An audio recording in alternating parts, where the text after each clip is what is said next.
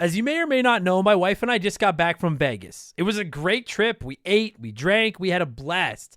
But then we got home and looked at the credit card, and I gotta say, it doesn't matter how much fun you're having, $25 for a drink is a ripoff. Frickin' Vegas. I hate getting ripped off, and so do the lads over at Harry's. They spent years watching the razor blade companies rip people off and said, no more. Not all heroes wear capes, my friends, and they want to prove that they're legit by offering you hot dogs a $13 trial set for just $3 at harrys.com/RTG. I've been telling you about them for months, and I'm genuinely proud to have Harry's as a sponsor of this show. I wasn't kidding. The plastic, futuristic-looking crap razors you get at the store are overpriced and they're poor quality. Harry's blades are crisp, clean, and classy. They're the kind of razor you'd expect your grandpa to have on his bathroom counter. And most importantly, they work. Shave after shave, they're so smooth, they're precise. I used to go through the crappy store blades all the time, but Harry's are built to last. And they're not just better quality than the other names, they're more affordable. And they deliver. Just set your schedule, and for as little as $2, new blades, shaving creams, lotions, everything you need, right to your door when you need it. I genuinely cannot think of a reason not to try Harry's. And I'm not just saying this because they're sponsors. They're the best shaving supplies I've ever used. Try them out, and if you're not happy, your shave's on them. And unlike the other subscriptions, they're really easy to cancel if you want to too, which is a nice bonus, but believe me, you're not going to want to cancel. Getting ripped off isn't funny. Switch to Harry's. Get started with a $13 trial set for just $3 at harrys.com/RTG. That's harrys.com/RTG for a $3 trial set.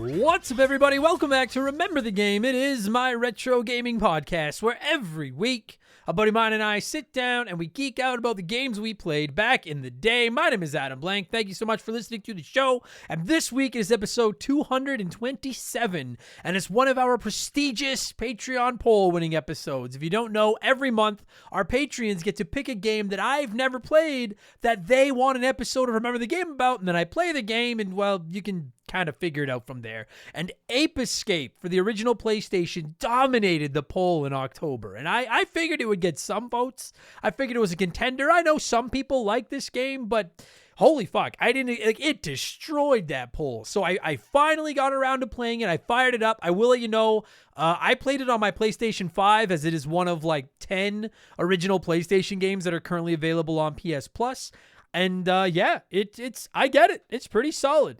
Now listen, it is very, very, very much a showcase for the dual analogs on the original PlayStation DualShock controller. If you didn't know, this was the first game on the PlayStation that required players to use those analog sticks. And I knew that going in, and I was a little worried that it might just be a stupid gimmick game that people have rose-colored glasses view of, but it's not.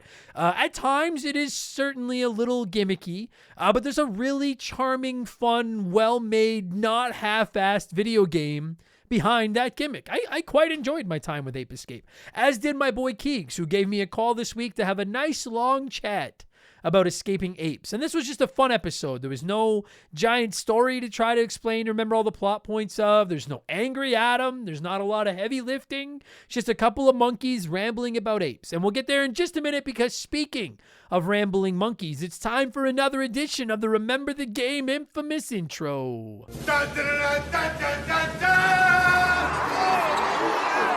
If you're new to the podcast, welcome aboard. Consider this your warning. Our intros are kind of long, but they're fun, and they're not nearly as confusing as, oh man, that's the third time in like 2 months that I have forgotten to write a different little blurb for that. That's part of my notes, is I write like a stupid joke and say how my intros aren't nearly as blank, and I keep forgetting it's still like an old one in there. Okay. Our intros are kind of long, but they're fun, and they're not nearly as frustrating as the second race against Jake at Ape Escape, which we fucking get into when we get into the main thing. But if you do want to skip the intro, which people have been writing in telling me to stop saying that, I'm going to keep saying it. I know some people don't listen. I recommend you listen to it.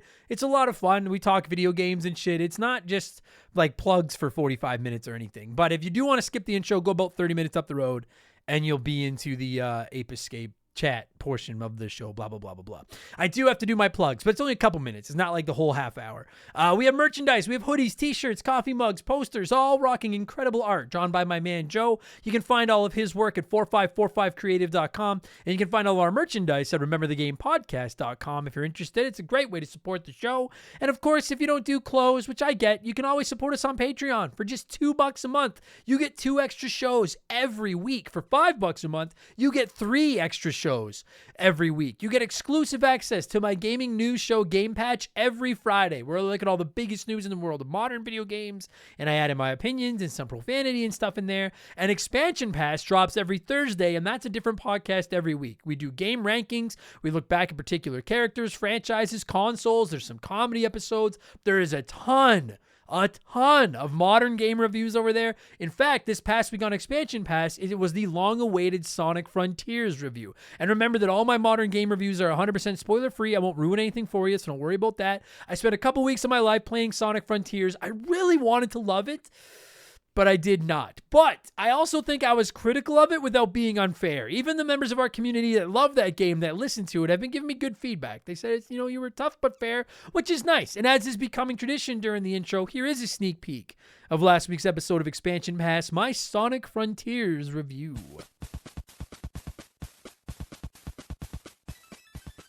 I really need to try to stay on some form of a fucking map here, or I'm just going to get completely lost. And my map that I've written in my notes is better than the maps in fucking Sonic Frontiers. It's open world Sonic, and I wanted to like it. But in my opinion, the open world in this game is like the open world in Halo Infinite. I liked Halo Infinite, but it did not need to be open world. I thought the open world fucking sucked. The gimmick wears off very quickly, and then it just isn't necessary. Now you're just running around for the sake of running around in this big, stupid, open, empty world.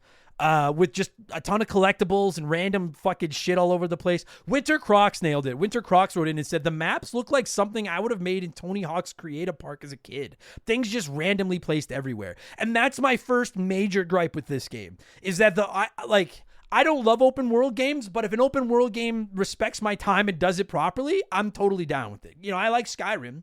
I like Fallout. I like The Witcher. There are some open world. Horizon. I like Spider-Man's fucking awesome. I like some open world games, but this one is like Halo. It's like it almost feels like they weren't gonna make it open world, and then they were like, okay, well this kind of sucks. What do we do to spice it up a bit? Let's make it open world. It feels like they had no plan. And that's now available on our archives. And this week, for Expansion Pass 141, I thought I'd do one of my world-famous ranking episodes. It's been a little while since we did a countdown episode, and I want to talk indie games. I have never hidden the fact I love those little bundles of joy so much. And so this week, I'm going to count down my definitive top 10 indie games. So if you're looking for some recommendations for something new and cheap to play over the Christmas break, this episode is for you. It's going to be tough, because there's a lot of great indie games. But I'll give you my top 10 and explain why you should be playing them if you haven't. All right? So again, $2 gets you 2 extra shows a week. $5 gets you 3 extra shows a week. Plus, instant access to hundreds of bonus archived ad-free episodes of the show. Plus, you can join our Discord. You get a chance to vote on our Patreon poll every month. You can submit comments to be read on all of our shows. You can DM with me, and you get a shout-out right here in the intro and get to hear me mispronounce your name like I'm about to do to most of these people. A huge thank you to our newest Patreons, Kyle Husfield, Dan Harrington, Another Shrubbery, Chris, Lord Ward, TBO Castlevaniac,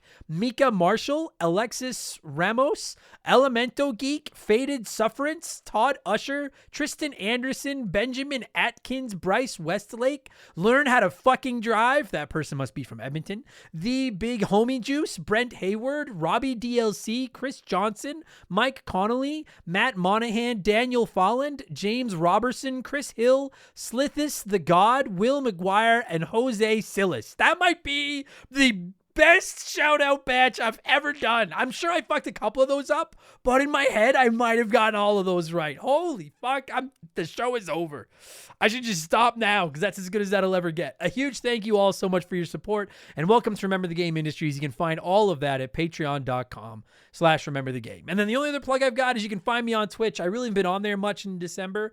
But I will be getting back on there soon as the Christmas season and everything starts to slow down. Twitch.tv/rememberthegame. Come by, see my dumb face, tell me I'm wrong, whatever you want to do. It's fun, all right? That's enough blowing myself. Let's blow some of you by blowing in some cartridges. It is our opening segment here on the show. I read a few comments and questions from our patrons, usually gaming related, but not always. And we call this segment Blowing in the Cartridge. He blows all right. He blows big time. That's it, honey. Get into the spirit. Let's blow. Our first blower this week is Unbuckled Cape 10, who said, "Hey Adam, I feel like I haven't written in a while, so I thought I'd offer up a question. Do you think that companies releasing unfit games such as Cyberpunk and Pokemon Scarlet and Violet could be attributed to the economic issues around the world? Game prices haven't gone up, and I'm sure that the price of making them has. So to help companies releasing an unfinished game to get the money to help finance finishing it or start the next one so there isn't a gap in production. Is that something you think could be happening? I don't think it's the case, but what about you? Keep cool, my guy."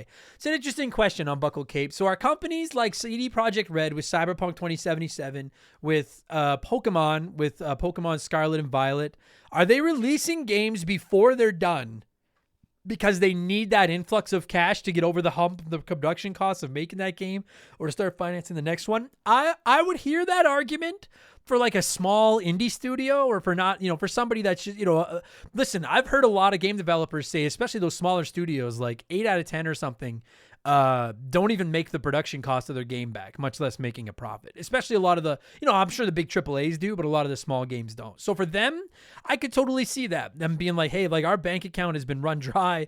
Let's release this thing. We'll patch it. We need that influx of pre-sales and day one, week one sales to try to get over the hump and keep ourselves afloat. I would hear that for a small studio, but for a company like CD Projekt Red with Cyberpunk, or fucking God knows, companies like Game Freak and Nintendo with Pokemon, I don't believe that. They've got more money than they fucking know what to do with, and they just wanted to please their shareholders. They wanted to get their big bonuses, and they wanted those games out in time for the holiday rushes or whatever quarter they're released in. No, I don't believe they're releasing them because they need that money to get over the hump. I think they just want that money, and they know their games are going to sell.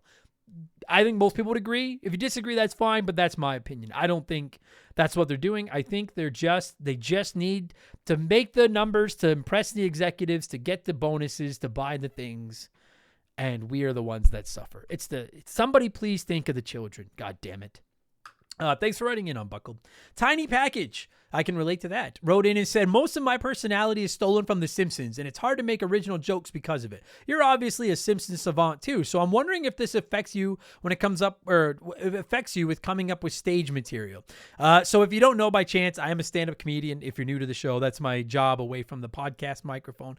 And you know what, Tiny Package? It was when I first started. I had a lot of Simpsons references, and I don't know, I mean, I think most of you know because I do a lot of them on the show.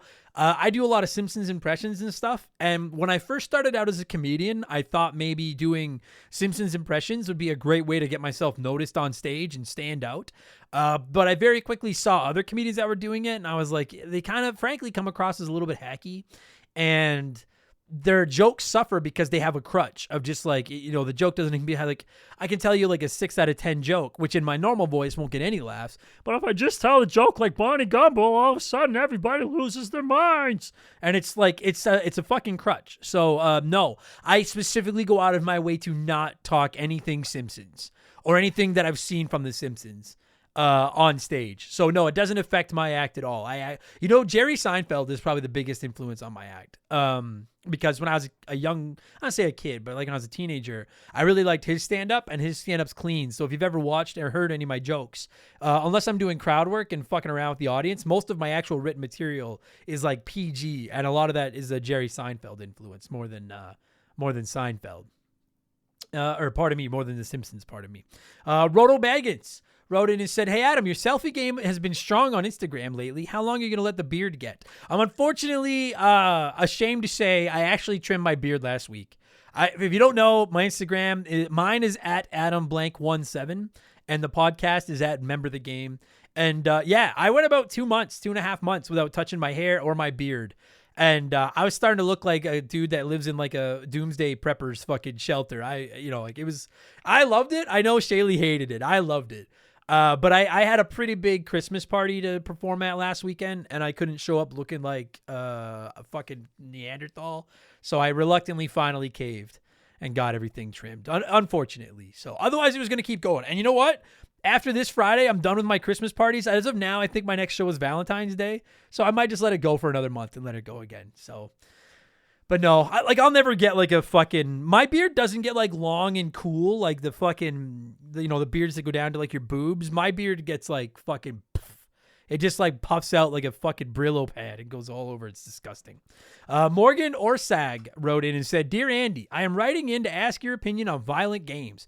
I have lived an extremely violent life. Firefighter, combat, bouncer, bounty hunter, etc. My question is this. Do you think that bad games make bad morals in people? I didn't start gaming as much as I wanted until I was 17. I took to extremely graphic, violent games. Kind of fun to murder people with reckless abandonment in Grand Theft Auto. Now I'm a 40-something father of 2 and a churchgoer. Should I shield my children from gaming horrors or let them wade through the sludge that is modern popular media? You can't teach morals to adults, and it seems like people are one way or another. Kid watches anything or is over-sheltered. How do I find a medium ground?" Well, Morgan, let me say, I don't have kids, and if I ever tried to give any of my in-laws advice on how to raise my nieces or nephews, they would probably mace me and tell me to get the fuck out of their house.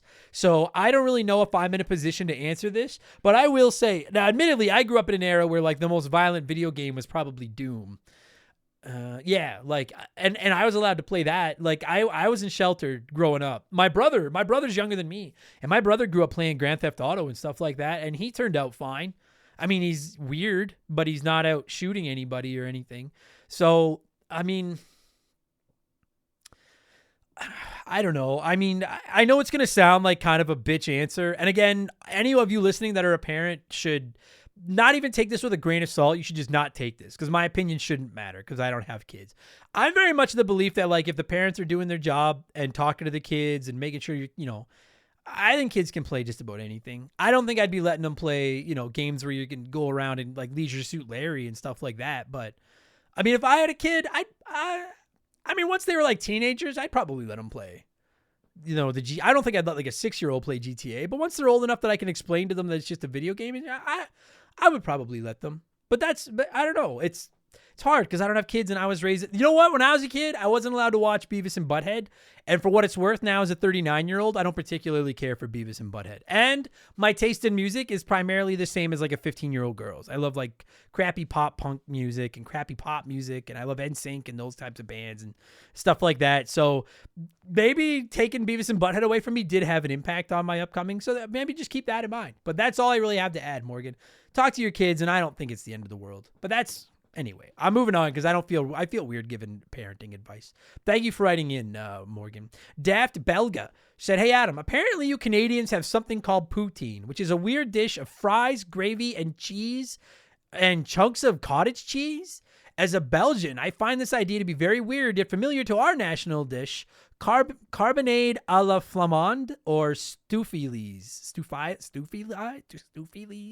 Is poutine any good?" That's the point. Daft Belga's asking, is poutine any good? So poutine, listen, there's a lot of ways to butcher poutine, and places will make like fucking super shrimp fish taco extreme poutine with like 3,000 ingredients on it. But at its core basis, if you've never had it, poutine is just French fries, gravy, and cheese curds. It's not cottage cheese. It's cheese curds. And yes, poutine is delicious, but to me, 90% of the poutine comes down to the quality of the cheese curds.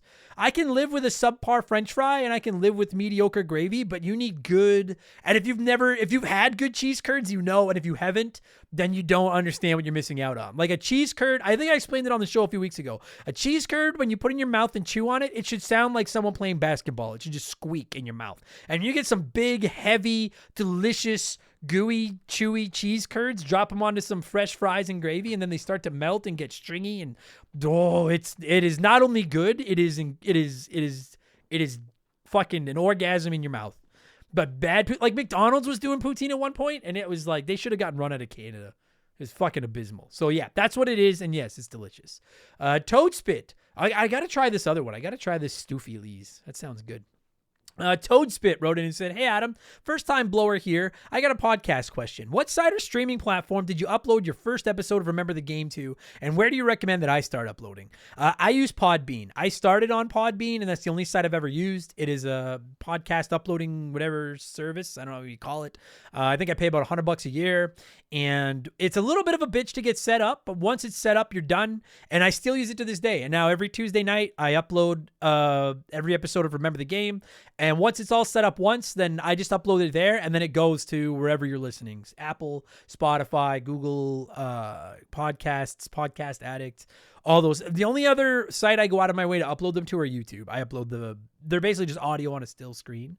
But other than that, I only use Podbean, and I've been quite happy with them. So I can't speak to any of the other ones, but I've been using Podbean for about 6 years now, and I have no complaints about them.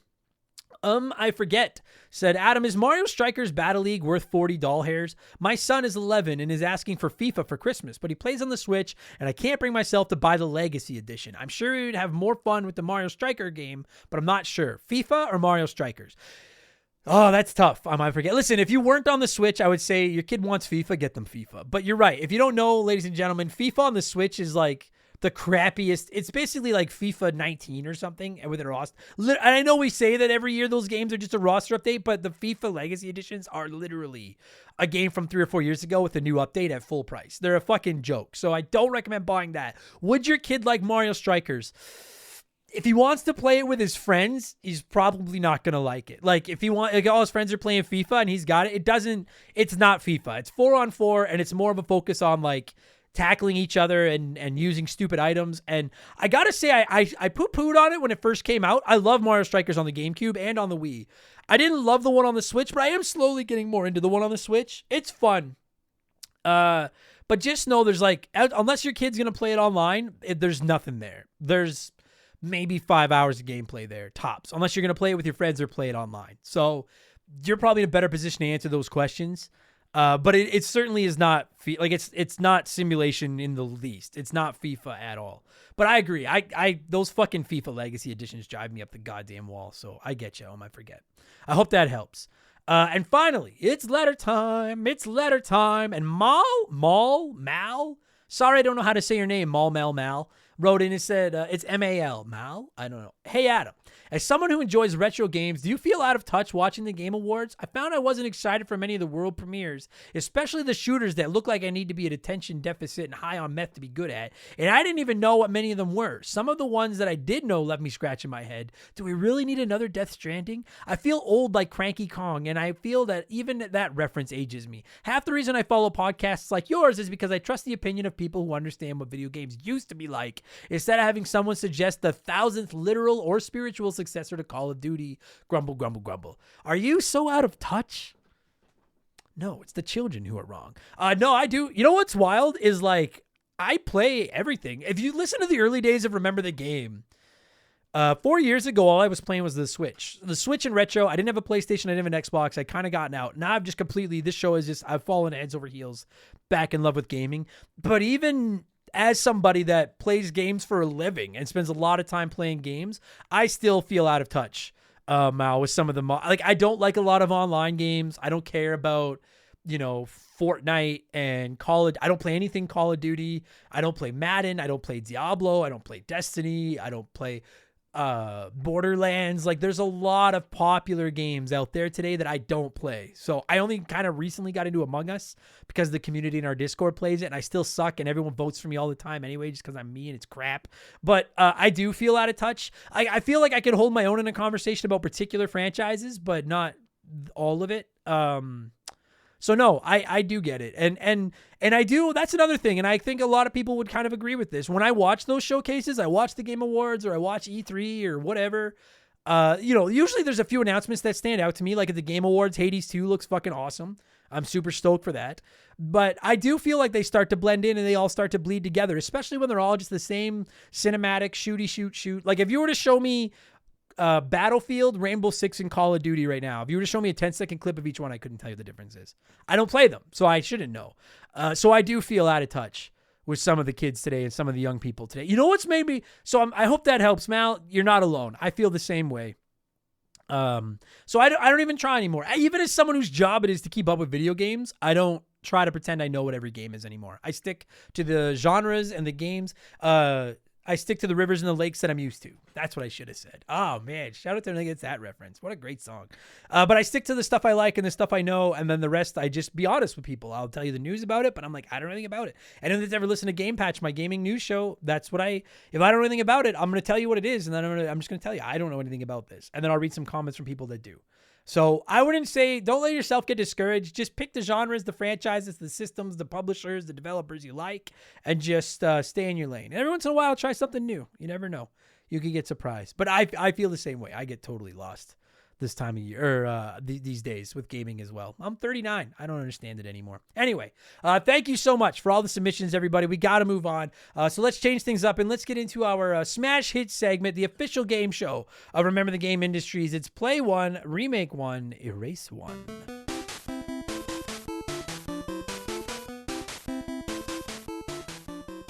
And a huge thank you to Classic Concentration from the NES for unknowingly providing us with the theme music for the show. The rules are simple. Every week, I give our listeners 3 retro video games. They can play one as it was released, remake one as a modern game, and the third is erased from time forever. And as always, there are no wrong answers, but there is a right one, and we'll get to that in just a minute. This time around, I went with 3 of the highest rated PS1 games on Metacritic that aren't Ape Escape and aren't like Final Fantasy VII. We've got Parappa the Rappa, Wipeout XL, and Siphon Filter. And this one was not close.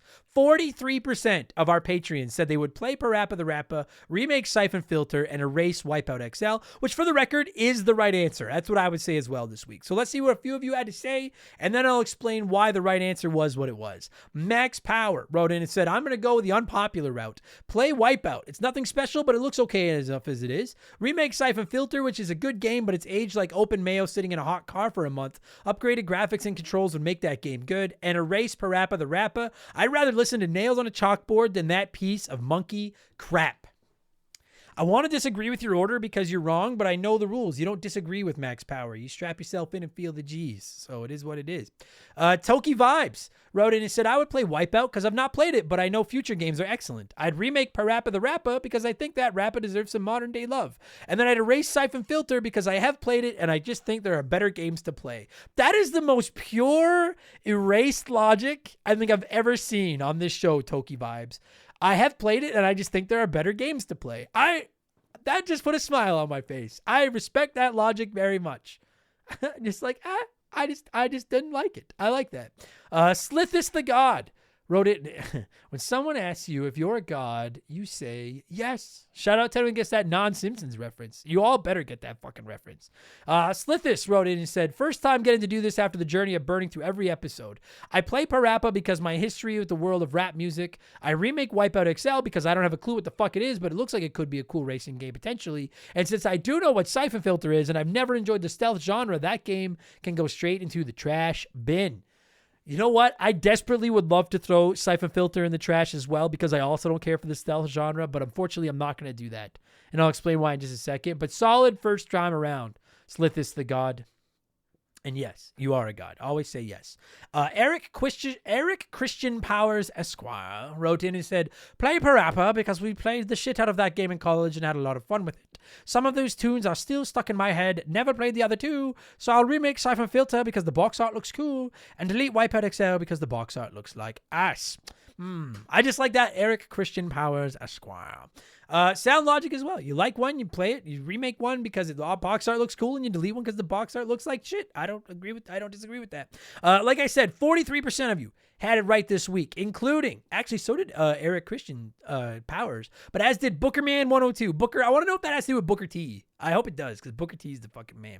Bookerman 102 said, this one was an easy decision. Play Parappa. It's amazing and still very playable as it is. Remake Siphon Filter. This was an amazing game when it came out, but could really benefit from a remake with modern controls and graphics. And that leaves Wipeout XL as the default choice to erase because rules is rules. You're fucking right, rules is rules. And thank you so much lately to everybody for respecting the rules of my stupid stupid little show. I agree with 43% of you, including Bookerman. I would play Parappa the Rappa because I want to, and because it won the Patreon poll in November, so I'm contractually obligated to play it. But I've always wanted to.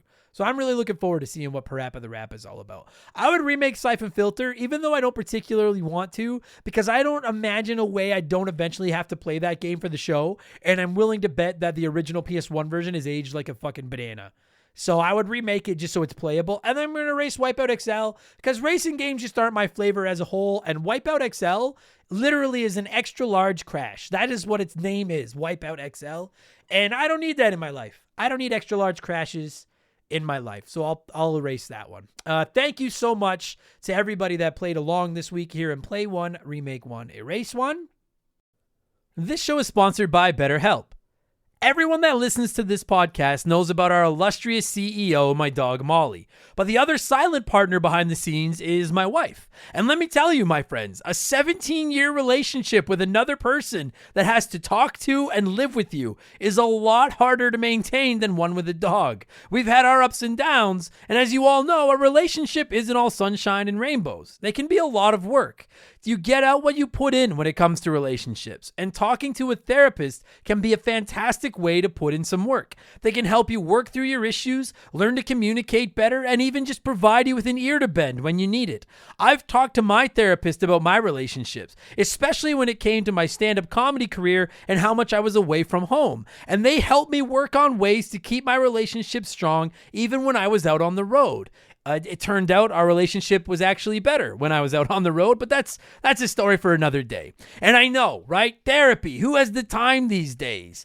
BetterHelp hears you, and they're making it easy. Fill out a quick form online, and they'll match you up with a therapist that suits your needs, and that'll work around your schedule. You pick the meet times, and you can get your therapy fix from anywhere, over video, phone, or just chat. Become your own soulmate, whether you're looking for one or not.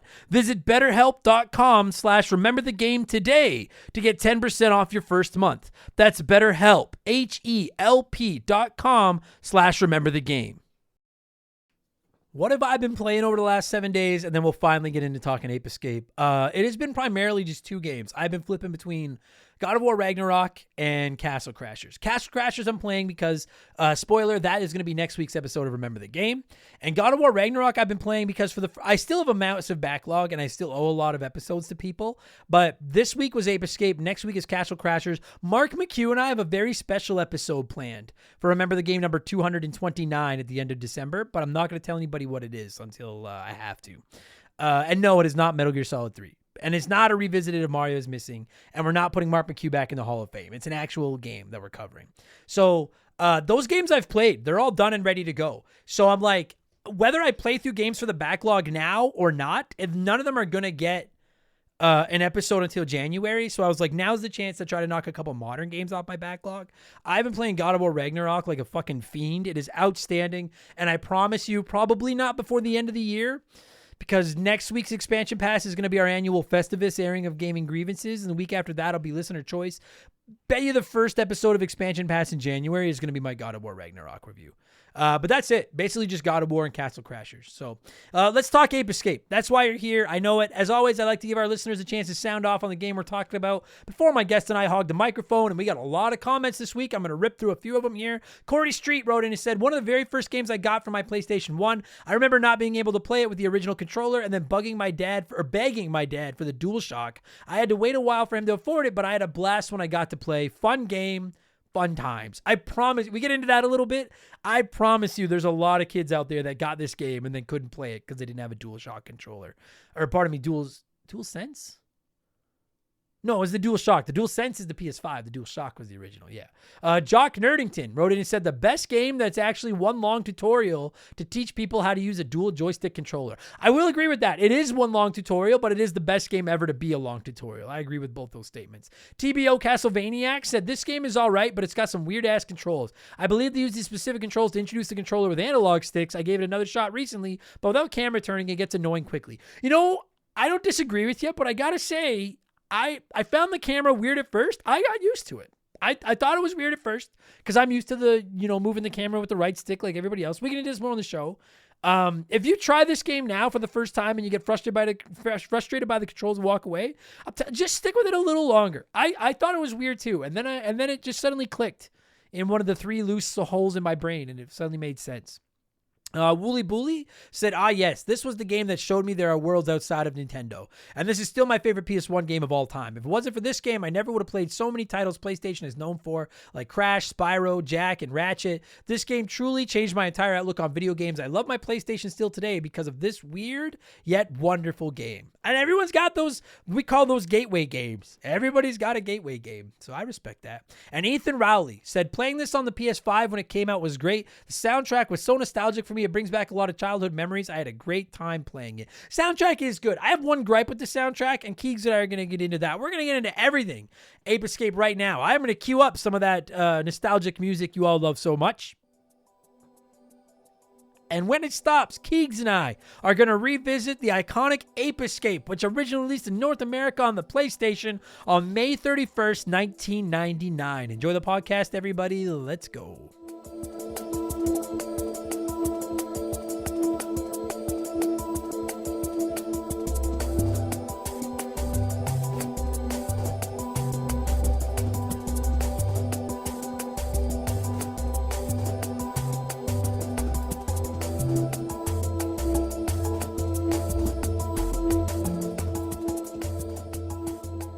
All right, so as I'm sure I mentioned during the intro and all that kind of stuff, this is one of our prestigious Patreon poll winning episodes, and because it is a prestigious Patreon poll winning episode, I decided to tap in one of our prestigious paying Patreons and also one of our Discord moderators and also just a buddy of mine who I think is a little bit of a monkey, and that is my friend Keegs. How's it going, buddy? Not too bad. You were leading up. I thought you were about to call me stupid monkey. I was like, wait, no, that's the wrong guy. No, I wouldn't do that. No. But now, okay, but now apes, before I got to say this before we start the show so I don't fucking get yelled at. Are apes and monkeys the same? No. I don't think they are. They are the same kingdom, but not the same family or genus or something All like right. that. Good enough. I was like, if I don't fucking throw that in there, sure as shit, I'm going to get the messages. People like, oh, well, actually, technically apes are considered blah, blah, blah. But I don't care. All right. They all are just look like they're among the best animals. I love monkeys. I think monkeys are fucking great animals. Apes, a little bit more indifferent because, well, they are cool. I'm not worried about monkeys rising up and taking over the planet. Apes make me a little nervous. Does that make sense? Yeah. I think that's fair. Oh, that's what it is. Okay. So the order is primates. And that's like us and also monkeys and apes, and then it goes into whatever. All right. So then, okay, good enough then. All right. There you go. History lesson on biology of apes and monkeys. That'll do it for this week's episode of What Are These? We'll be back next week where we discuss bees and hornets. No, they're both evil. Anyway, we're talking Ape Escape. Now listen, all right, I'm going to share my thought. I'm going to say, I quite like, before anyone's like, oh man, I love this game from my childhood. I hope he's not going to shit all over it. There's no shit. I like this game quite a bit, actually. A couple minor gripes, but for the most part, pretty impressive game. But as soon as this game won the Patreon poll, I feel like the poll hadn't even wrapped up yet. And you were like, hey man, I'll come on and talk Ape Escape. So I'll shut up and give you the floor. You put the poll up. Yeah, that's right. Yeah. As soon as you put the poll up, I was like, yo, I fucking love Ape Escape. So it's mine. Let me, the floor is yours. I played this game for the first time as a 39-year-old man about a week ago. What's going on? Why are you so passionate about these escaping apes? So I played this game for the first time as a 9-year-old. Jesus. When it first came out. Like, I don't remember where we were at. I think we might have rented it from Blockbuster and then ended up buying it. But like, it was just, we were kids. I was 9, my brother was 6, and the cover had, crazy apes on it. Like, it looked like it definitely like appealed to kids just the way that it looked, right? Like, it's like exploding bunch of monkeys running around on the cover and everything. We're like, yo, what the fuck is this? Yeah. Except I don't think I swore, but we rented it and it was just awesome. Like, the controls were weird as shit because we weren't used to that at the time, but I I found the controls It was weird just- now, but not bad. And I want to clarify that. I don't think they're bad.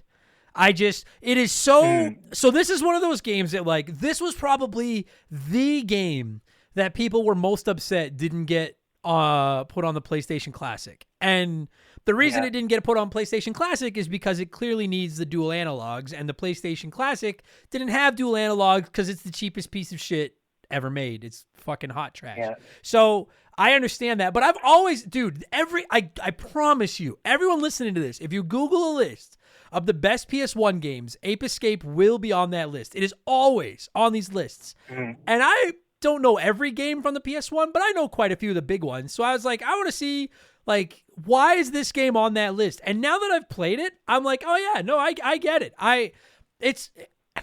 It's not like, listen, it's not the deepest fucking video game you've ever played. In some ways, it feels like just a giant tech demo for what the dual analogs can do because it was the first game where you had to use them. That said, considering that, like, this is, and I don't want to, I'm sure if I say this, someone's going to fucking yell at me for being wrong, but like, considering this is one of the first games that ever was built entirely around using the dual analogs, I would argue that I have played games in like the 2020s that don't use the dual analog sticks as well as this game does. Like it's pretty impressive for like a demo, for lack of a better term. Does that make sense? Well, it actually is the first game to explicitly need the DualShock controller. Yeah, but I'm just saying that, like, I'm sure someone will be like, oh, the fucking Atari Jaguar had to, or some fucking, like, well, it the never Atari fails. Jaguar is not a real console. No, it isn't. As the Sega I just Saturn think is. it's for, PlayStation controller, the DualShock, this is the first game that you need that controller for. Yeah. I remember it said something about that on the case of the game. Yeah. Oh, yeah, because, like, You need DualShock controller.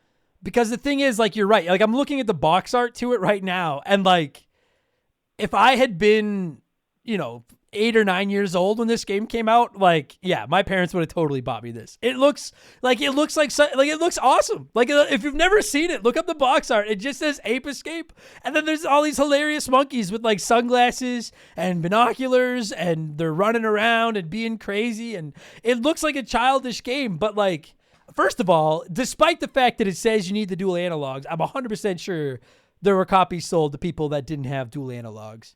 I'm 100 billion percent sure. 100%. And it's straight up not 100%. playable without them.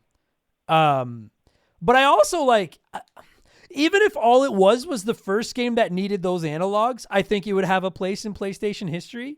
But then you actually sit down and play it, and it's like, this is I was about to say deep, but it's not deep. But it is like a really good, fun, it has no major fault.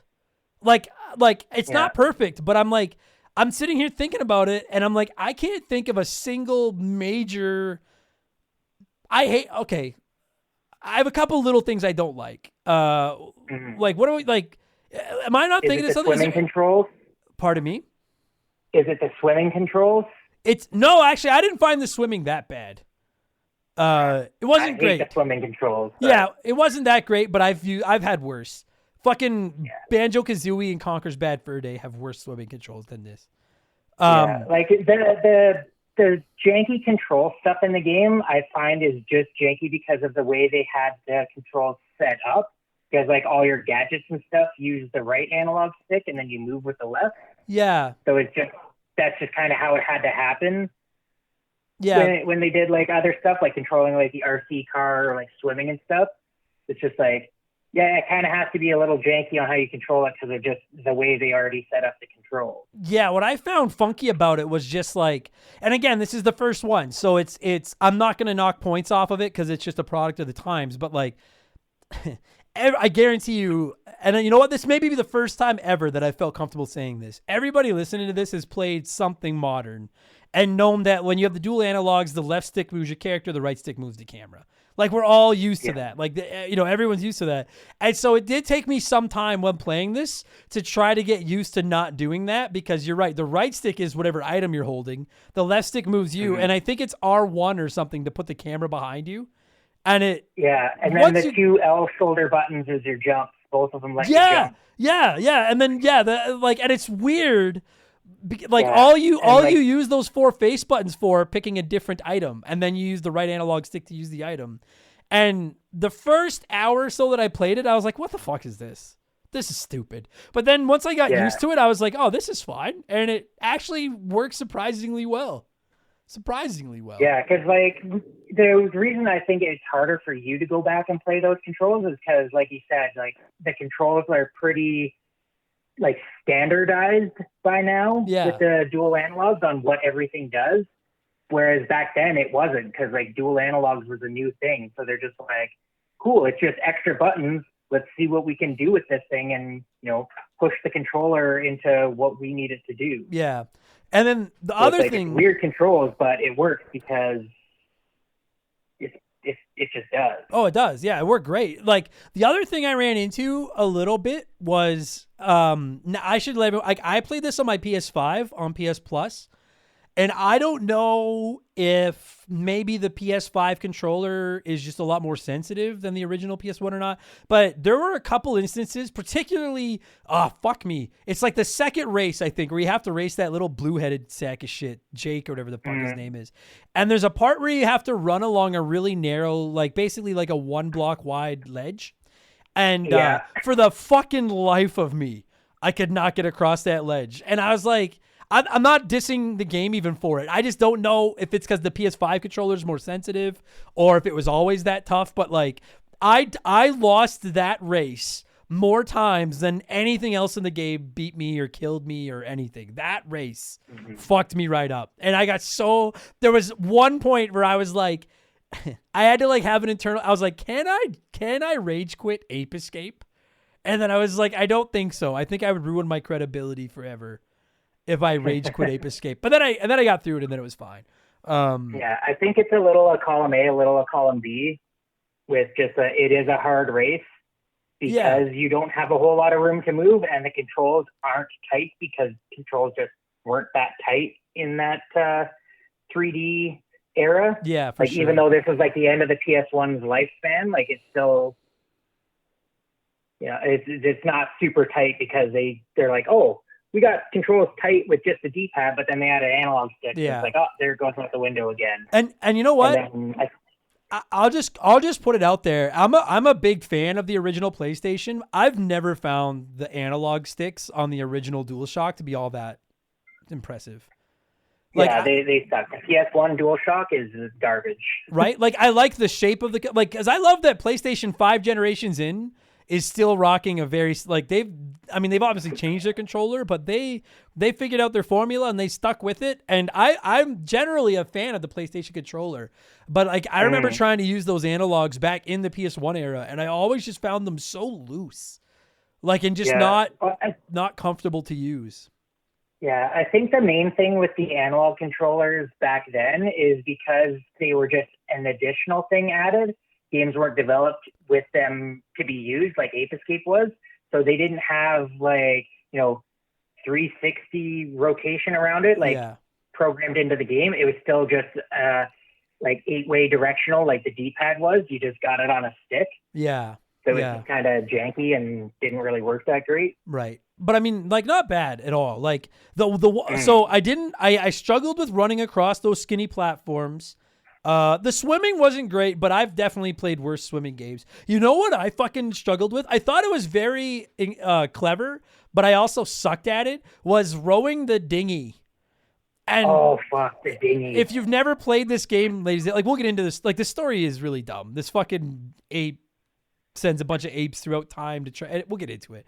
But like, the long and short of it is you go level from level trying to catch these escaped apes. And they're quite hilarious. But you use these analogs for everything. Like Keeg said, it's not just like you use it to move your character. You use it to use all your different items, which we'll get into. And for like 90% of the time, I think it's quite clever. But there's a couple of instances where you have to get like a yellow like rubber raft, and then you just row with the 2 oars. And each analog stick is an oar. So if you only spin the left one, you only row with your left oar, and you'll just go around in a circle. So if you need to go in a straight line, you spin both analog sticks at the same pace, and it's like, rowing 2 oars. And like, I don't know if I'm just an uncoordinated piece of shit, but for the fucking life of me, I suck so hard Which, to be fair, like I suck at like I go kayaking sometimes, and I'm pretty bad at that too. So maybe I'm just not good at boating. But like, oh my god, I just kept going around in circles and crashing into stuff, and I was getting so mad. But I'll give you that. The dinghy controls aren't that great. I found that there's like it doesn't like curve really well. Curve's the wrong word, I guess. Like it doesn't flow really well between like going like slow and small to like going like big wide circles. It's just like he's either flapping the paddle and missing the water or flapping it like crazy and hitting the water. And you just got to hope that you're getting the later so that you're just always moving. But I remember countless times just constantly getting stuck and hitting shit and just like not being able to get myself turned around. Yeah. The fortunate thing about it is I can't think of a single time in the game where like you're ever really put into like there's not really a lot of challenges. It's not like you have to row along like the edge of a waterfall without falling off of it, or you're usually just in like they're just like, hey, there's enemies in the water that can zap you, so just stay in your boat. And if it takes you 5 minutes to row your boat across the level, it doesn't really matter. So it's more of just a nuisance. It's not like it's going to kill you or anything, at least. Because the game is for kids, so it's like it has to be easy to like finish, but not necessarily complete. Yeah. Yeah, totally. And let me say, dude, like, I don't think this game is hard by any stretch, but there's some clever puzzles. And I'll just throw it out there right now. I did not 100% it. I did beat it. Like, I beat it and saved the world or whatever, but I didn't go back and catch every ape. I went back to the first few levels and cleaned them up. And then I was like, I've had my fill of this. Like, it's more of just the same. Yeah. But like, because if you've never played it, every level when you go in, it tells you like, hey, in this level there's 8 apes. You need to catch 5. And what I actually thought was kind of cool is it doesn't even give you the option to catch all 8 the first time you're in the level. Once you catch your 5th ape, that's it. Like it goes to a cutscene and your guy goes like, I did it, or whatever the fuck.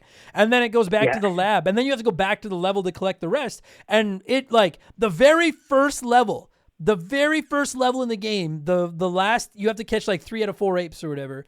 And the 4th ape is up on this ledge. And I probably spent 5 minutes trying to figure out how to get up on this fucking ledge. And then finally left and then realized like, oh, it gives you more items later in the game. It expects you to have to backtrack and go back to levels to collect the rest of the apes. And it comes right out the gate and lets you know, like, there's an ape you can't get in this very first level. That's just like a circle. It's like, there's more to this game. It's all about coming back afterwards to clean everything up. Yeah. And that's like one of the things I really want to praise about this game is like when it won the Patreon poll, I'll be completely honest with everybody, especially over the last couple of months with Christmas and everything like that. One of the factors that's gone into what I put on the Patreon polls is like, how long is this? I could not take on a 40-hour game right now. I was like, it's not happening. And I looked up how long Ape Escape was, and it wasn't that long. And I was like, oh, okay. And then I started playing it, and I was like, this is really fun, but I'd be disappointed if I got this as a kid and I could beat it in 7 or 8 hours. Man, if you want to go back and try to collect every ape in this game and do everything, like get all the Spencer coins and stuff, it's not fucking Grand Theft Auto. There's not 200 hours of content here. But like, especially when so many games just do that bullshit, oh, you can play through it again on the harder difficulty to try to extend the life of it. They packed, there's a fair amount of meat on the old ape bone here. Like there's a game here. There's a full game here. Like full game and mini games. And mini games. Did you end up trying any of the mini games? I played 2. I didn't get enough Spencer coins for the 3rd one. I tried the skiing. Oh, dude. So okay. If you've never played it, there's like, as you go through the game, in addition to catching all the, okay. All right. You know what? No, we'll do, I'm going all over the place, but we haven't been organized yet. Why start now? I feel like my brain, if anyone's played Ape Escape, you know exactly what I'm saying. I feel like my brain is like one of the apes running away from you right now, where it's like its legs are going 1,000,000 miles a minute, but it's barely moving and it's constantly just turning around to see if it's fucked. That's what I feel like right now because I'm all over the map. This game maybe like, for a banana. Yes, exactly. It's exactly. This game, in addition to the main plot where you have to go to each level and catch these apes, there's these coins that you find in the levels. They're optional, and as you find coins, you unlock these mini games that you can go play. So I tried the one which is skiing, which I actually thought was like, listen, it's not fucking Cool Borders or anything, but like it's a half decent skiing minigame. You use your 2 analog sticks. It's better than the Final Fantasy VII snowboarding game. No question. Yeah, no question. If you haven't played it before, you use your 2 analog sticks and they're your left and right ski. And so like if you turn them both in, then you make the pizza. South Park fans will know what I'm talking about. And then when you push them both up, you make the French fries. And like you can steer them and stuff. And like I only played a couple of races and was like, all right, I've had my fill of this. Surprisingly decent mini game. The skiing game is pretty fun. I was impressed. The boxing sucked. I remember liking the boxing a lot as a kid, me and my brother playing it all the time, but I haven't actually gone back and played it again as an adult, so I have no idea if it actually aged well. Okay, well, listen here. Not. I can explain twice why it's bad. First of all, I think I keep calling the boss Spencer. It's Spectre. I can't remember if I said Spencer or Spectre. Yeah, I can't remember if I said Spencer. I feel like I did. I'm going to get in trouble for that. But the first mini game is skiing, and it's like all the main characters, and you can ski, and it's fine. The second mini game is Spectre boxing, and this fucking villain has just taken a bunch of monkeys, and he's making them fight. It's cockfighting with monkeys, and he puts them in like. It's boxing. Is it right? Classy highbrow boxing. It's cock boxing. It's just you take 2 monkeys and you put boxing gloves on them and you put them in a ring and they beat the shit out of each other. And I was like, this shouldn't be in a children's game. This is perverse. But then I actually started playing it and like I see what they were trying to do. The left and right stick are your left and right gloves, and if you just tap them up, you throw a quick jab. If you pull them back and then push them up, you'll throw the big haymaker. You can use them to block and like. On paper, it's a great idea, but like, I'll just go play Punch-Out. I thought the boxing, I played like half a game and I was like, this kind of sucks. I don't want to. Like, it's cool that it's in there. It's a side game. It's whatever, but I thought it was kind of. Yeah, I think the mini games are just there just for like some extra fun, but also them just trying to see how they can use these controls for stuff. Like you said, totally. It's a tech demo for them to take the series into the PS2 and see what they can really do with it. Totally. Yeah, I wouldn't be surprised to find out that those mini games were like other games they had already developed, like, or they were just like tech demos, and then they were like, let's just throw them into the game. Like, they're not bad. I'm not dunking on them. I just don't care about them. Like, you play them, there's a bunch of other Ape Escape games and stuff, like party games and everything. So they probably put them in those, maybe. Right. But yeah, there's a third game that's like a shoot 'em up, and I don't think I ever unlocked that one. Yeah, I think you need every single Spencer coin for that one. Yeah. Yeah, I had I think I ended the game with 28 coins, and you needed 40 or something, so I never got that. One, so okay, so we covered the mini games. We should the basic plot of this game is that there's this fucking monkey named Spectre who gets a hold of this, like, think of Futurama with the little monkey that puts on the hat and becomes a genius. That's what Spectre does. He puts on this helmet and then he becomes a genius, but then he also turns evil. And then what he does is he goes and gets a whole bunch of other monkeys and puts helmets on all them and makes them all evil. And then he like sprinkles them through time. And the plan is to send these monkeys, if I'm not mistaken, the plan is to send these monkeys back through time to rearrange the history books to put monkeys in charge of the present. And he doesn't make the other monkeys evil. He's the only one that's evil because the helmet that he puts on is a prototype, and it malfunctions, and it makes him evil because he's not actually evil. Okay. It's just the helmet malfunctions and makes him evil. Okay. So then he just... I think he can control the monkeys with his helmet and their helmets or something like that. I see. So then but you basically... He does brainwash Jake. Yeah. Yeah, he brainwashes this kid named Jake, and then you control this kid named Spike, who is, who is Jake's best friend, and they end up sending... you have to go back to all these different times in history to catch these monkeys to stop them from rewriting the history books and obviously stopping Spectre. And... I gotta say, dude, it's not the deepest story of all time, but it serves its purpose. It's not the worst story I've ever heard. It's not. Yeah, and I would in some of the other games, they just do that same thing, like travel through time and everything, but they actually have it affect stuff more. So there's more like ape-themed things in levels as you're going around because they fucked up history. Okay. Yeah, this one you don't really ever actually see, like, they just send you to like random like floating islands and shit. And Yeah. and there just happens to be a bunch of monkeys running around, and you just have to catch enough of them to beat the level. It's like the story serves its purpose. Let me say, the first major thing I would like to praise in this game, outside of the ingenuity with the dual analogs, is, and I know I'm going to take some shit for it, I don't fucking care. The voice acting in this game is better than I wasn't going to name it. It's better than Sonic Frontiers. The voice acting in this game is good. Like, I enjoyed the voice acting. It's better than, like, it's not, it's not Final Fantasy X, but it's like surprisingly decent voice acting for such a stupid little game. I quite enjoyed it. I will say the emotion from the characters is what's good. The actual quality of the audio is dog shit. Agreed. Yeah, no question. But you're right. The emotion is good. A lot of people have praised its soundtrack too. I don't think the soundtrack is bad, but I did find it started to get, my problem with the soundtrack isn't that the songs aren't good. It's that some of them are like fucking 15 seconds and then just looped and looped and looped. And there are levels really you need to, and there are levels you need to spend a lot of time in sometimes. And after a while, I got to the point where I was like, all right. And I would like turn it down and turn on like a football game while I was playing. But then the problem is there's no subtitles for the cutscenes. So then I'd have to turn it back up for those. And like, again, I don't want to sound like I'm dissing the music because I know some of you really like it. I just wish that the sound clips, some of them were longer. Like, fuck me, dude. Like I swear to God, some of them are 10 seconds. And they were like, all right, that's good. Just repeat that over and over again. But they must have taken notes from the Ghostbusters game. Oh, God. Like one little jingle, and we'll just repeat that every 10 seconds. Yeah. Now, to be fair, though, I like that jingle. But no, you're right. It's just it got a little bit repetitive. But it sounded good. I thought the voice acting was good. I liked the characters. And I also want to say, you can tell that, because this game came out in 99, and you can tell that by this point, they were really starting to get a handle on what the PlayStation was capable of. Because this is... I don't know if I want to sit here and definitively say it's the best looking PS1 game I've ever played, because it's not. I don't think it's fair to. It's not fair to compare with RPGs though.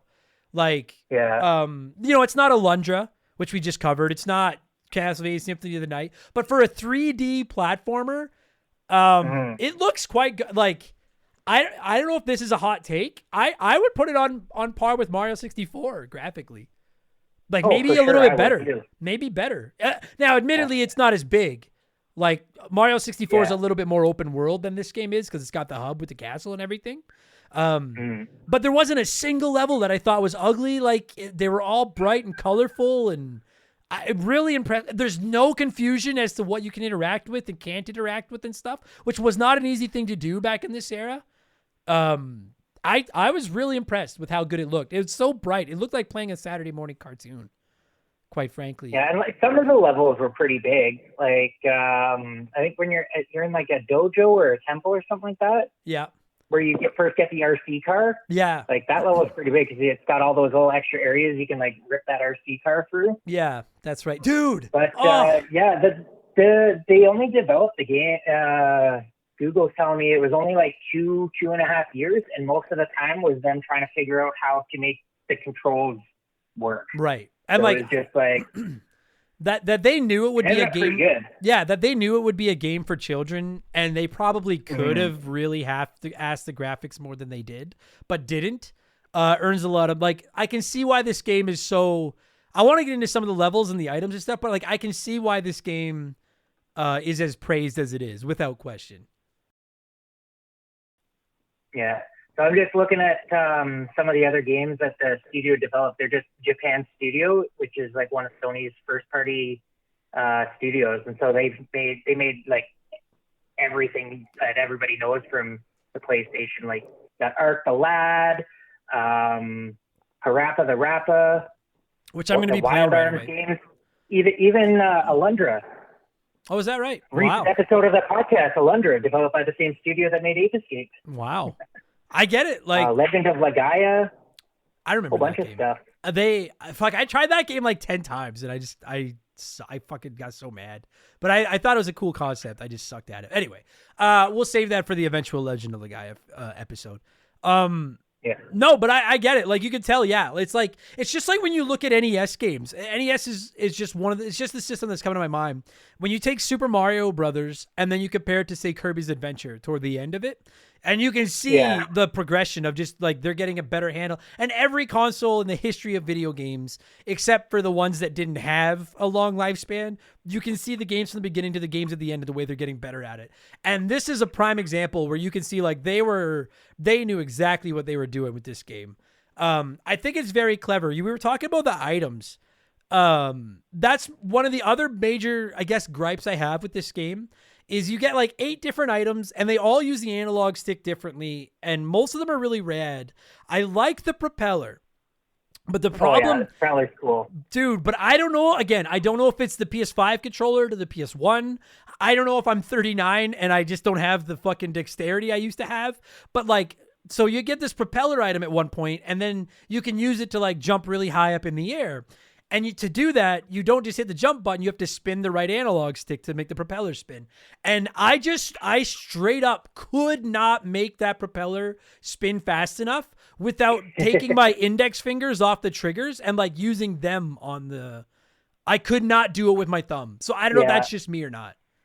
Yeah, I remember quite frequently, especially in the race with Jake, with the propeller, having to take my hand off and do the old Mario Party palm spin trick to get to spin enough because you're having to use it so much. Same thing with the hula hoop. I would always just with the palm of my hand, just because you got to get it spinning quick. So I just give that quick spin with the palm of my hand and then go. Yeah, you get this hula hoop that it's so stupid. It just sounds dumb to say it out loud. You get this hula hoop, and if you hula hoop fast enough, you get turbo speed and you can run. And turbo speed, and you can bounce off the enemies and kill them with it because it's also got a laser or something. There's one part, I can't remember what the level's called, but there's one part where you have to jump up 4 or 5 cliffs using the propeller, and then you have to use the hula hoop to run across this bridge that collapses as you want. So you can't run across it without using the hula hoop because you can't run fast enough. The blocks fall and you fall down. You have to climb back up and try again. And while you're running across it, there's these 2 spike balls on chains that spin around. So you need to run across the bridge and dodge these 2 spike balls. And I'm telling you, like, I'm glad I wasn't streaming this because it took me way long. I finally Googled it and I was like, am I not doing, like, am I wrong? Like, am I not supposed to be hula hooping across this bridge? Yeah. And then, exactly. Am I so out of touch? And then, like, nope. First video I saw was just somebody who also failed at it like 3 times before they got across it. It is the game that's wrong. It's the game that's wrong. I think the hula hoop's a cool item, and I love the idea that you spin the analog to use the propeller or to use your hula hoop.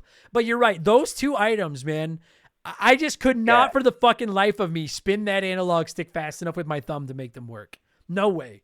Well, it makes you feel better. The developers had a rough time making them work. Yeah. Well, then they get all the controls. Yeah. Like, so again, not even slamming it. I struggled with those. Yeah. You know what I think the coolest item in the game is, and I didn't even use it very often, is the radar. You get this fucking rad radar thing, and then you steer it with the right analog to like tell the satellite dish where to look, and it'll light up and start beeping if it finds an ape. And then if you're close enough, you can hit the trigger, and then it'll actually like show you, like, it looks like a security camera somewhere of the ape, and it has these like stupid little stats about them. Like, it shows you how aggressive they are, how fast they are, and then it'll say something about their personality, like Jake is upset that his girlfriend left him. Or like Steve is mad or something. And like these stupid little made up facts. I just used it because I thought the facts were funny. Yeah, the flavor text for all the apes through all of the games is always hilarious. They always have like stupid names or just like stupid, like basic ass like human names. Yeah. They're like Steve the Ape or something like that. And just the flavor text they have for all of them is just so goddamn funny. Yeah, dude. Or they'll have one like, I can't remember the level, but it was like one, and it's like one of the angrier apes. He's like, oh, so-and-so is mad at this other ape because like he stole his banana or something like this. And then it's like the other ape just like thinks that they're just like best friends still. But the one ape just fucking hates them. Yeah, like even when I found an ape and it was clear as day where they were, sometimes I would break out the satellite dish just to see what it had to say about them because I thought it was funny. And on the note of funny, like the fucking apes themselves, I don't know I don't know if they were designed this way on purpose or if it was just the way they could make the shapes work in this era, but like the way they look with their stupid faces and the giant golf ball eyes that are like coming out of their fucking heads. The apes make me laugh then when you get near one and you spook it, it like runs away. And its legs are just moving 100 miles an hour, but it's barely moving. And it's constantly like looking back at you, but it's with these giant bug eyes as it's running away with a fucking siren on its head. And it's just like the Roadrunner legs. Yeah, fuck me, it made me. And like sometimes they'd make me mad because I kept getting close, and then they'd like hit me with a banana, or they'd turn around and fucking shoot me. And then they taunt you. What? And then they taunt you though. That's the they thing. do. Yeah, you flip on the banana and then they sit there and laugh at you. Yeah, and you get and you get so close, and like because the first item you get in the game is your net, which you use the right analog. You get close to a monkey and or an ape, sorry, and you swing your right analog stick and you'll catch him in the net. And there were so many times where I was so close, and then I'd either step on a banana or they'd fucking shoot me because some of them have guns, or they would just like come at you like hands flailing. Yeah. Or their hands would just be flailing and they'd punch you and knock you down. And some of them like got away so many times that I was getting so angry. And like the other item it gives you pretty quick is like a lightsaber that you can use to hit the apes. And if you hit them with the lightsaber, they get stunned. And then you can catch them with the net. But I don't know about you. Sometimes I would hit them with the lightsaber, swap to the net, swing the net, miss, and then they'd get up and run away anyways. And I'd be like, you didn't get to stun them for very long with the lightsaber. No, it just takes as you play more, you get better. Like it just takes some practice. Mm-hmm. But and also like it gets so much better in the later games in the series. Oh, like, I'm controls sure. just get tighter. They kind of fix some of the hitboxes for the apes and for you. Improve the timing windows a little bit for stunning them, just so it's not quite as difficult. But. Right. No, I'm sure. Yeah, but I still like never did it make the only time I ever really got mad at the controls were trying to run across that bridge, and then I think it might be the final level of the game. It's close to the end if it's not the end. You have to climb this fucking it just suddenly turns into like a platformer, like a real platformer, and you have to climb for like 10 minutes. And if you miss one jump, you fall, like you can fall all the way down and have to climb up this whole fucking thing again. And I don't know if you know what part I'm talking about. And like, I didn't think it was bad, but I got lucky that I didn't fall. I could see it being just like, and like, the thing is just like, it's not going to kill you. Like you have so much health in this game and every enemy you come near drops cookies. Like you're like, I died a few times, but your health is always replenishing. There's just a couple of points where like, it's hard to say it's a difficult game because I don't think it's difficult, but there were just the odd instance. No, but there's just the odd instance where I was like, holy fuck. All right. Like you took the gloves off. You've got a little bit of bite now. And do you know what part I'm talking about? This one part where you have to climb this fucking tower and you climb forever. Yeah. Like it just goes. Just climbing. Yeah. It's like, okay, that's enough of this. Yeah. And there's like I want to just catch monkeys again. Yeah, exactly. Yeah. Cause there's a couple of points too. Cause dude, I forgot you mentioned the remote control car. I think that's such a clever thing, but like, you control the remote control car with your right stick. You control Spike with the left stick. And there's a couple instances where you kind of have to follow the remote control car. And that like, it's not the hardest thing in the world, but it takes some fucking coordination that I don't have. Like, but it handles really well. Like, I love the remote control car. I just like driving the remote control car into the apes. Yeah. And I wouldn't even be able to get close enough to them to catch them afterwards. I just thought it was fun to run them down with the stupid car. But yeah, very clever. I thought, I mean, I guess it's a little bit of a pain in the ass that you need to pause it to swap items between the 4 face buttons. Mm-hmm. When you do switch items a lot, and like, I guess in theory it would be easier to just set them to like a shoulder button, or the D-pad, dude. The D-pad. You can't use the D-pad. Let me use like up down. The D-pad controls the camera, does it not? I don't remember. Oh, does it? Oh, maybe you're right. But like, I think it does. Yeah, because it's fucking janky to try and control the camera.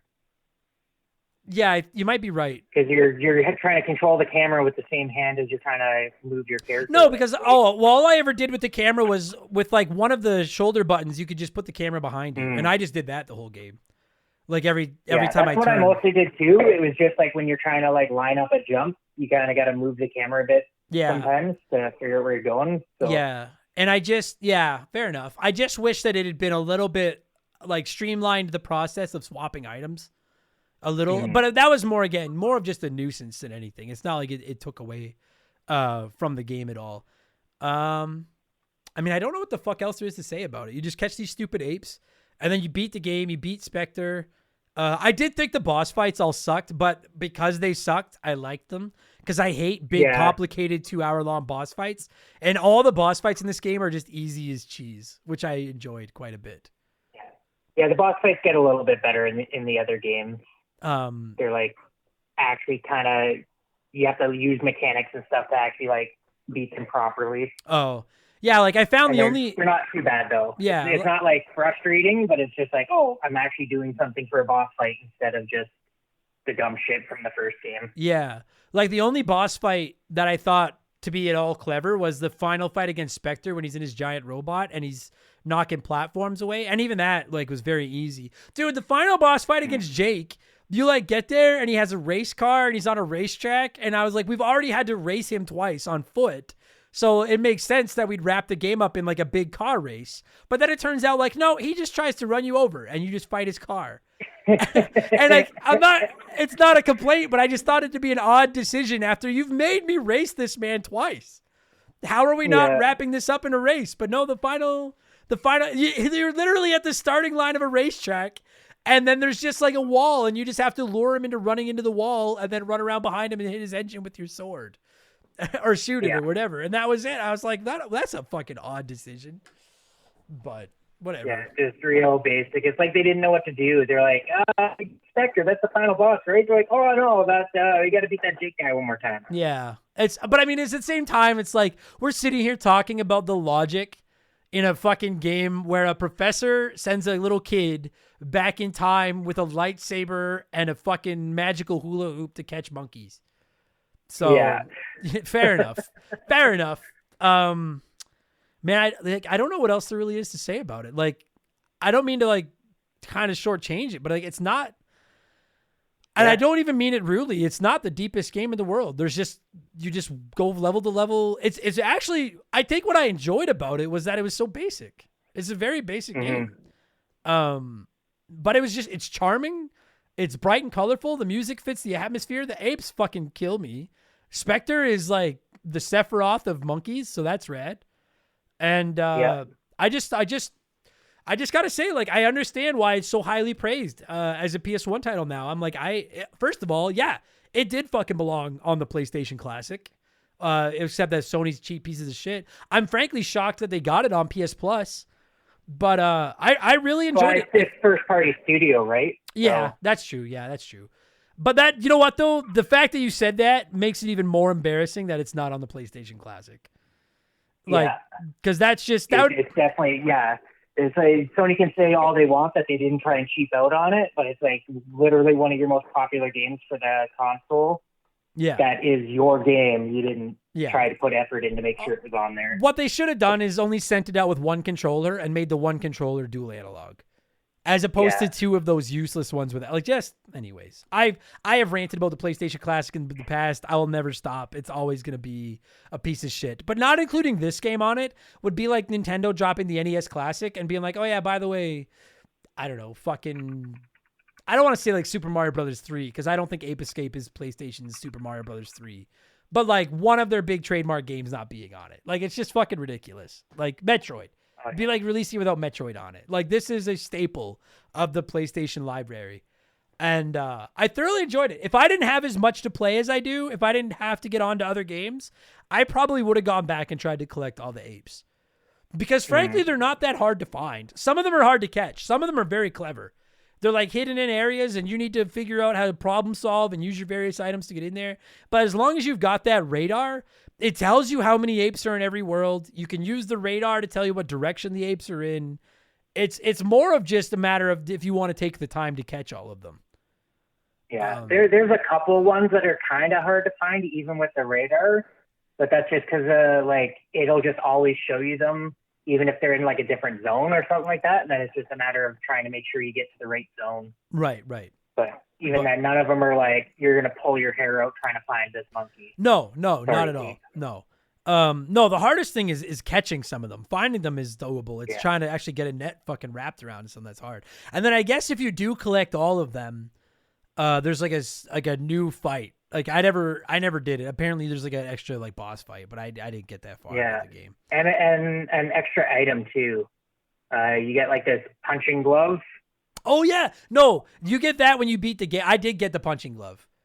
Okay, that's just from beating the game? Yeah, I did get that. And it's just I like couldn't remember. Yeah, it's just like the glove on the spring, and you can use it to like destroy some stuff. And I don't know. It's a neat little game. In the face with it.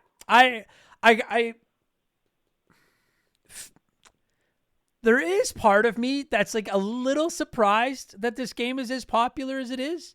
Not because it's bad at all, but only because it feels like it really does feel like kind of a niche title. Like a lot of my friends that had PlayStations back in the day didn't have the DualShock.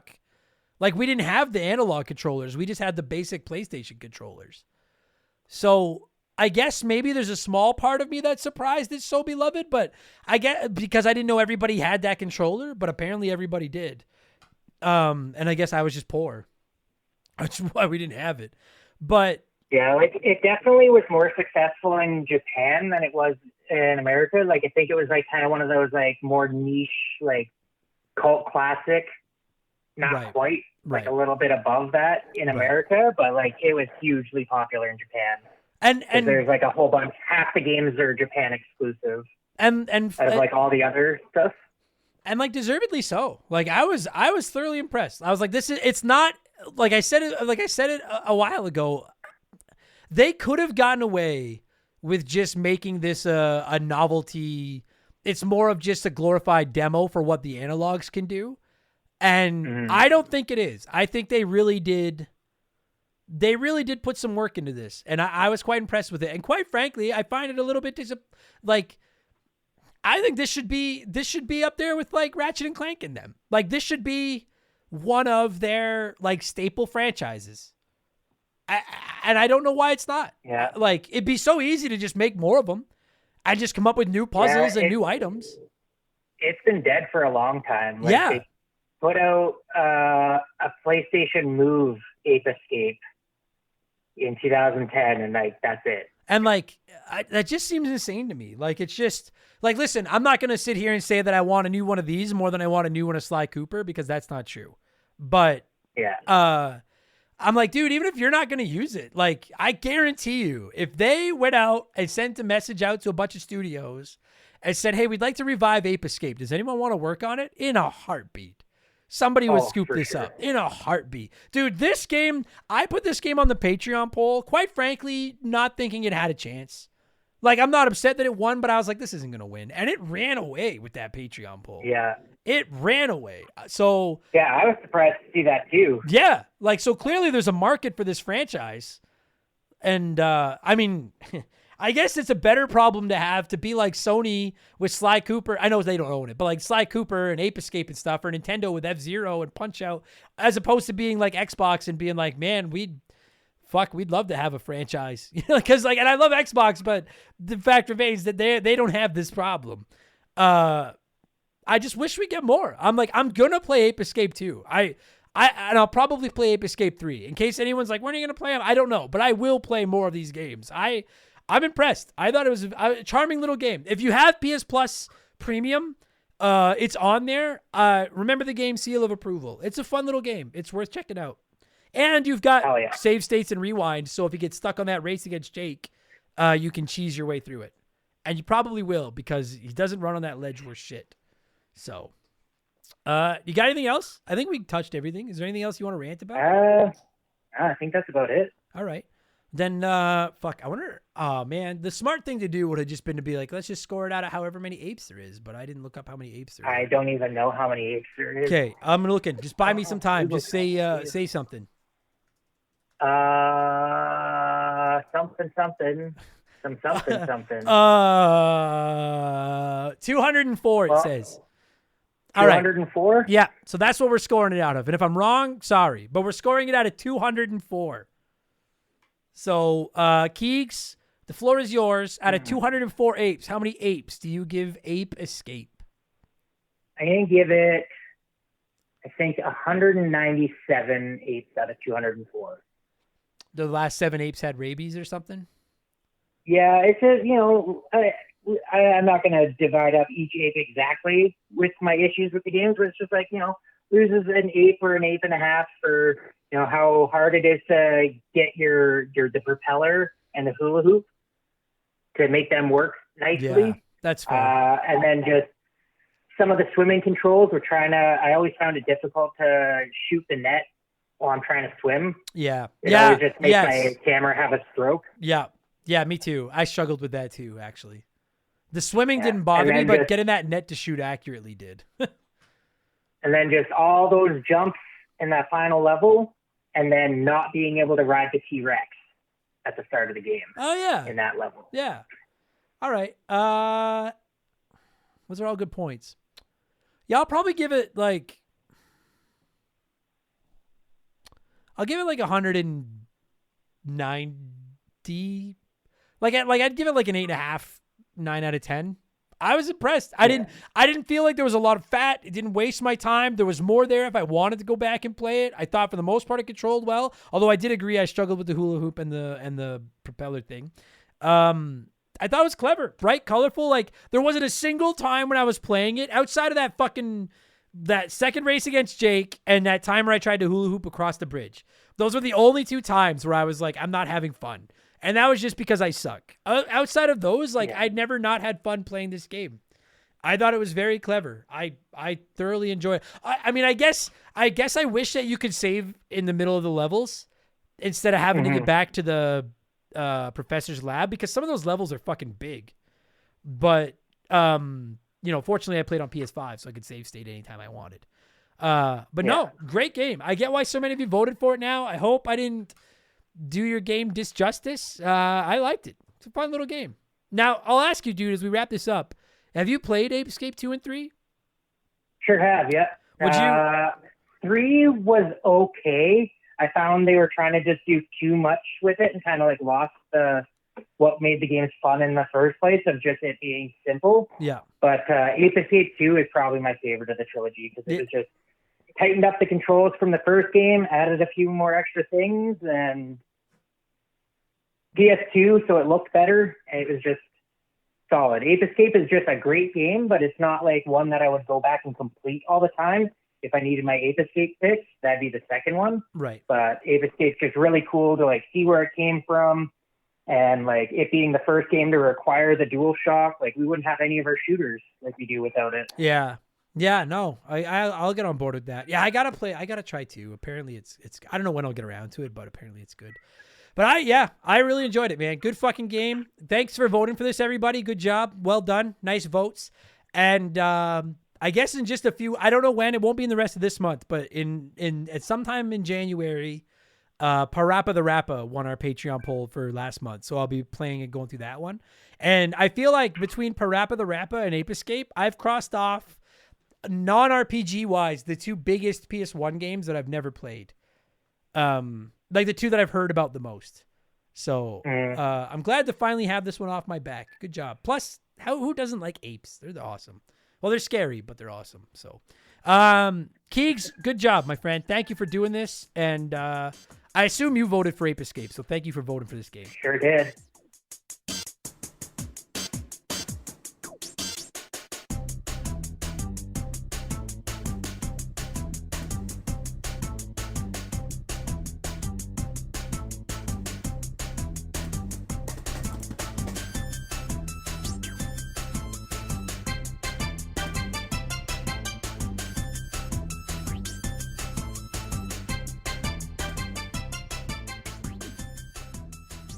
And that's going to do it for this week's episode, Keeks. Thank you so much for giving me a call and talking Ape Escape. And thanks so much to all of you that voted for Ape Escape, because it was delightful. And even more importantly, thank you to each and every one of you hot dogs listening to this right now, whether this was your first Remember the Game or your 227th or any other number. I don't give a fuck.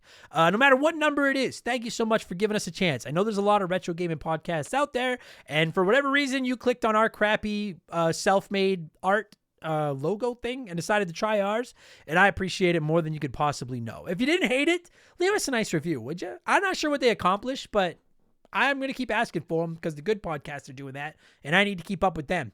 And if you want more of this, there are literally hundreds and hundreds. There's about 160 or so expansion passes, about 120 game patches, and about 90 Rambling Idiot podcasts, all waiting for you over at patreon.com/rememberthegame. Subscriptions start as low as $2 a month, and in exchange for that $2, you get 2 additional shows every week, ad-free, plus instant access to the back catalog, plus all the other benefits like writing into the show and DMing with me and joining the Discord and all that other good stuff, right? Patreon.com/rememberthegame. I'm also on Twitch. If you go to twitch.tv/rememberthegame, I'm there whenever I have time. Haven't been on there much lately, but I will be again after the holidays, I promise you. And we have a P.O. Box. You can find the address at rememberthegamepodcast.com. No big gifts. Just shoot me a postcard, a letter. Let me know where you're listening. I'm very behind. Anyone that sent me anything recently, I haven't written back in a while. I'm sorry. I've just been busy. I'm behind. I try to write more than just a, hey, thanks, and scribble my shitty autograph on a postcard. I actually write you a message, but I will be getting all those out soon, I promise. It's just with the delay with the mail and Christmas and everything. You may not see them until I don't know when, but I promise you, I got to get caught up, and I will soon. All right. That's going to do it, everybody. I'm going to thank some Patreons and get out of here. We will be back tomorrow for all of our Patreons with a countdown list where I'll expansion pass, where I'll rank my 10 favorite indie games of all time. Game Patch will go live on Friday with all the biggest news in the world of video games. And we'll be back a week from today with Remember the Game number 228, which, if all the stars align, will be about Castle Crashers, one of the best damn beat 'em ups ever made. Thanks for listening, everybody. Talk to you on the next one. Cheers. Goodbye. Remember the Game is brought to you by our Patreons. I could not puke up all the content I churn out every week without all of your support. The following people are at the senior executive vice president level or higher at patreon.com/rememberthegame. And as such, I am contractually obligated to go through their names as quickly as possible. Think like the credits at the end of like a cable movie where they're just flying by as quick as possible. But a huge thank you to Makeshift Mallow, Magic Money, Joe Buck, Sharonic, Andre, Amanda Hug and Kiss, King Muhammad, Dave McGee, DNA Gaming, Slick Rick, Doug Dorn, Chris Fleury, Charlie Medeiros, Andrew Wright, Jordan, Fraser Burns, Angry Ticks, Dave Thompson, No One Cares, Aaron Lawson, Nathan Tremblay, A-Town, Morgan, Zane Donovan, Ryan Kinchin, Mike Maloney, G9, PSX, Mercury 869, Wolfgang Darren, Sam Wright, Andy Hudson, Doogie, Wolf Magic 21, Johnny CCDC, Joe LeBlanc, Squints, Titan 420, Zonko 504, Russell Aldridge, Jeff Bergeron, Captain N, OT Plays Games, Too Tired for Life, Tunable Power, John Woodruff, Randy Barrage, Just a Fish, TP Pooper, Denzalo Holmes, Zach Shepard, Chris Dickin, Matthew D'Amico, Frosty Feet 492, Triple, Chugger 22, Elijah Burns, Stephen Parnell, Ray San Juan Tonga, DBXJ, Jameer Williams, Steve Dalp, Phil McCracken, Mizuru, Nicholas Chaffee, David Marcus, Phil Lencher, Ruben Elizald, Eric James, Jake Carter, C-Spin, Thomas Smith, Ian Keg, Nicola, Munch Makuchi, Leroy Westrich, Jerry the 3D Printed Saustrich, Russell Evolva, Sean Ramos, DP Cooper, Stud Still Smash, Mojo the Helper Monkey, Brant, Gabe, Dan Fusselman, Fuzzy99, Decoy Man, John Jameson, Wyatt the Surgeon who's not a surgeon row, Blaine the Hoagie Man, Scary Terry, Bucky the Beagle Herder, Edridge FPV, Hagel Waffle, High Plains Drifter, K-Atch, Timothy, Joe Stone, Chris Williams, Oroku Saki's Gardener, Nicole Novak, Cody Richardson, Dead Boys on the Roof, Current, Remember the Game Hall of Famer Mark McHugh, James Juan Francesco, John of the Adult Children Podcast, Matt Hamilton, Nomad, Daniel DeVore, James Black, Drugs Are Bad, okay, Sam Carpenter, Nerdy Hybrid, Adam Fletcher, Colin Bollinger, Pinball Mage, Joey Mercury, Theran, Squeak Nuts, Isaias, Timmy the Exuberant Turtle, Brian Neese, Christian Gabriel, Maverick Marty, Musty Beetle, Bud Lightyear, Phil Vow, John M. Watkins, Beef Dingleberry, Hitchy Poo, Arctic Fission, Bulma Simp, Mark but not McHugh, Trevor McKee, Quiet Place Queen, Cam Nelly 23, Zamatos, Skilleroony, Lugnut, Oh My God, It Froze, Bobby Litton, Brandon DeZeba, Roger Russell, Kia Pup, Works For Me, McGrathon, James Senabria, Derek Cox, Dakota Guy, Alexander Camps, Ryan Perry, Alex R., It's the Bigfoot, Graham, Ichi Nutsuru, Mr. Papa Giorgio, John Drews, Solomon Soto, Darth Skywalter, Denton Van Zandt, Postman, WestGen Nick Creature, Hattrick Swayze, Adam Martinet, Naif E, Dr. Nightmare 23, Tone Boat Swiss, Kevin Monroe, The Stone Shooter, Shorzy, Lord Longrod, Von Hugendong II, Max Sandin, Alexis Ramos, Faded Suffrage, Tristan Anderson, Benjamin Atkins, and Robbie DLC. That is easily the single best batch of Patreon shoutouts I've ever done. Holy fuck. Oh man, Purple Monkey Dishwasher. Wow.